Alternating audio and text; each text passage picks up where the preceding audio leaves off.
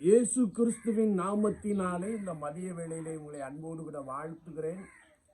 குயவனே, இந்த நிகழ்வின் அடிப்படையிலே விலகி போகாதிருங்கள் என்ற வார்த்தையை நாம் தியானித்துக் கொண்டிருக்கிறோம்.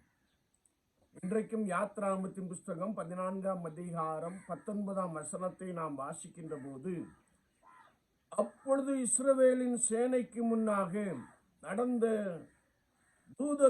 தூதரானவர் விலகி அவர்களுக்கு பின்னாக நடந்தார். அவர்களுக்கு முன் இருந்த மேக ஸ்தம்பமும் விலகி அவர்கள் பின்னே நின்றது என்ற ஒரு வசனத்தை நாம் இங்கே வாசிக்க முடியும்.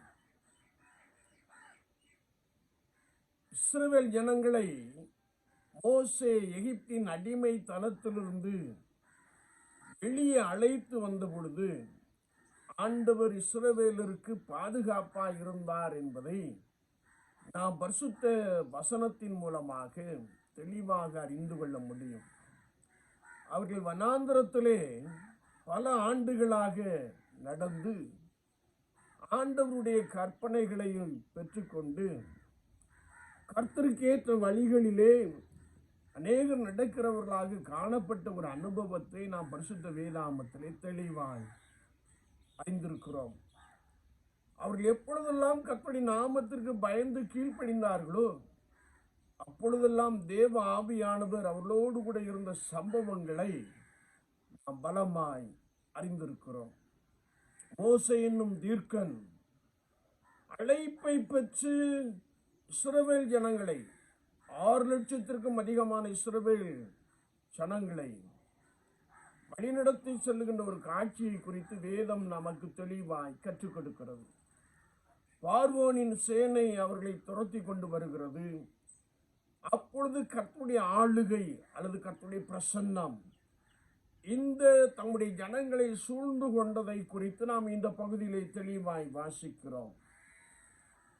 எப்பொழுது பார்வோனின் சேனை அவர்களை நெருங்கினதோ அப்பொழுது கர்த்தருடைய தூதனானவர் இஸ்ரவேலின் சேனைக்கு பின்பதாகவும் கர்த்தருடைய மேகம் இஸ்ரவேல் சேனைக்கு பின்பதாகவும் இருந்ததாக நாம் பரிசுத்த வேதாகமத்திலே தெளிவாய் வாசிக்கிறோம். அது மாத்திரமல்ல, இந்த சம்பவமானது ஒருவேளை பார்வோனின் சேனைக்கு அது காரிருளாகவும் இஸ்ரவேலின் சேனைக்கு ஆண்டவர் பாதுகாப்பாகவும் இருந்தார் என்பதை நாம் இன்னும் ஆழமாய் அறிந்து கொள்ள முடியும்.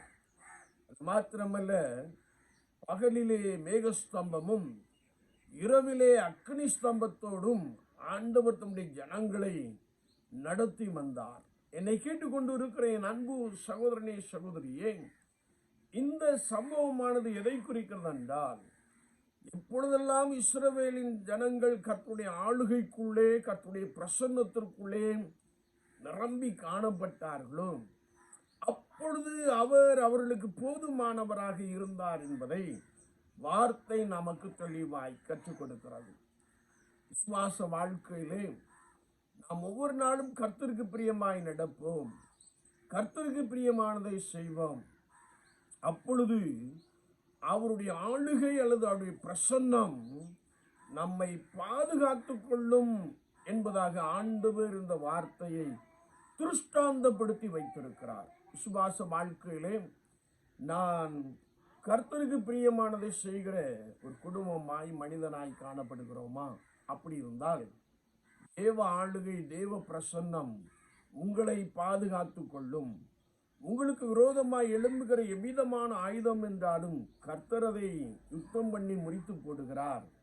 கர்த்தர் உங்களுக்கு பாதுகாப்பாக அவர் ஒவ்வொரு நாளும் இருந்து உங்களை பலமாய் வழிநடத்துவார். எனவேதான் சங்கீதக்காரன் அழகாய் சொல்லுகிறார், கர்த்தர் என் கோட்டை, நான் நம்பி இருக்கிற துருகம், என் பாதுகாப்பு என்று சொல்லுகிறார். விசுவாச வாழ்க்கையிலே கர்த்தருடைய ஆளுகைக்குள்ளே கர்த்தருடைய பிரசன்னத்திற்குள்ளே நாம் நிரம்பி இருப்போம்.